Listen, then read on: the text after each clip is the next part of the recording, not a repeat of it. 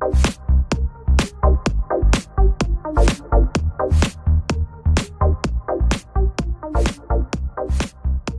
welcome to lesson 3. If you're here, then you've done lessons 1 and 2, I'm assuming, and you've done all your finger exercises and you've mastered all the 6 chords we learned in those 2 lessons.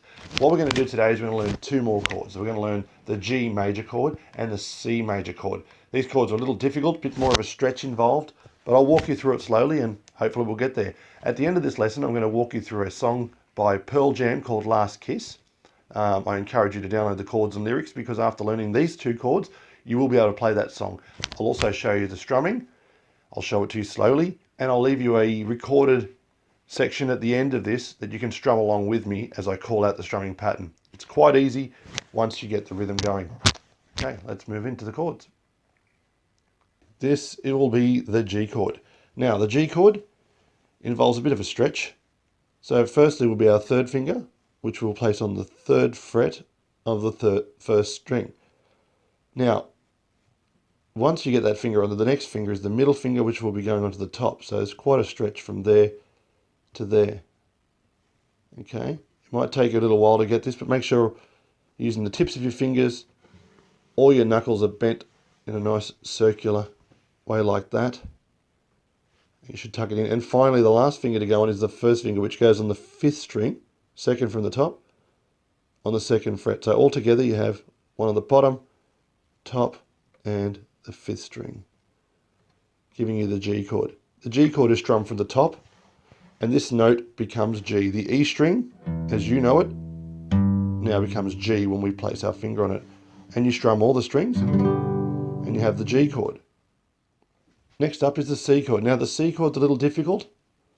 It stretches over 3 frets, so I'm going to do it slowly. My 1st finger is going to go on the 2nd string, 1, 2, on the 1st fret, just before the 1st fret. So that's my 1st note. My 2nd note is my 2nd finger on the 4th string. 1, 2, 3, 4.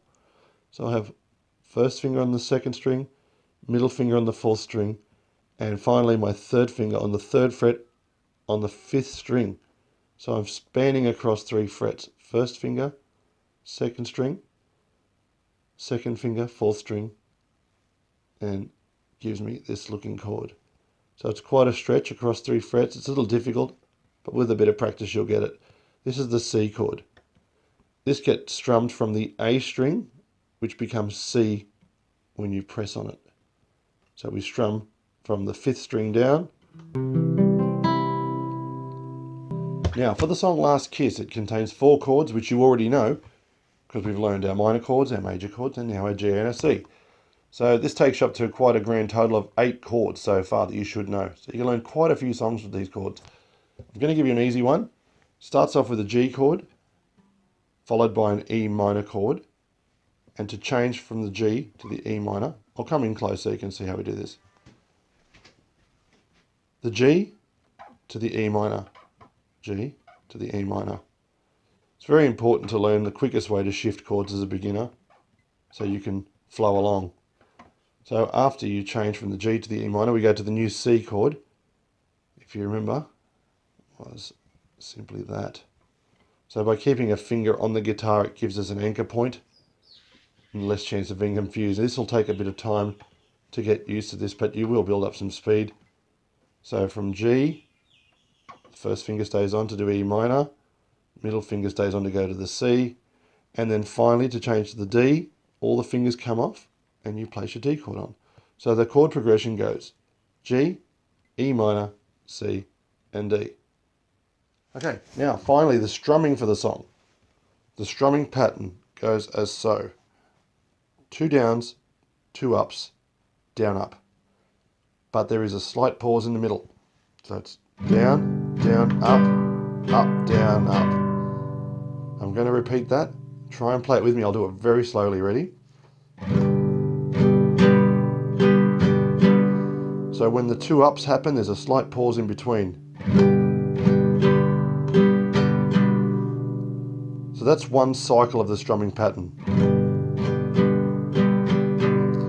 Each time we do one cycle, we change chords. E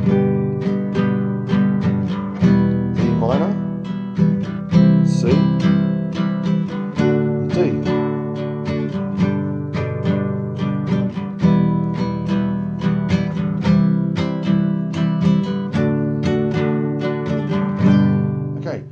some final thoughts.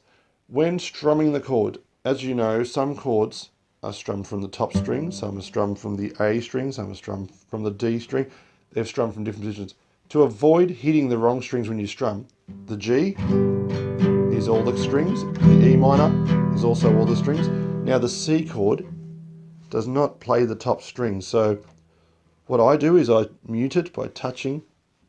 You'll see here, I get my ring finger to just mute that string, giving me a dead sound, and that's how I continue to strum all the strings.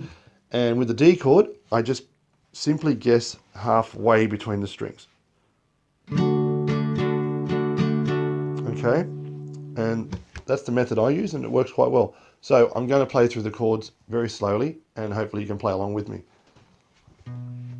Okay, ready?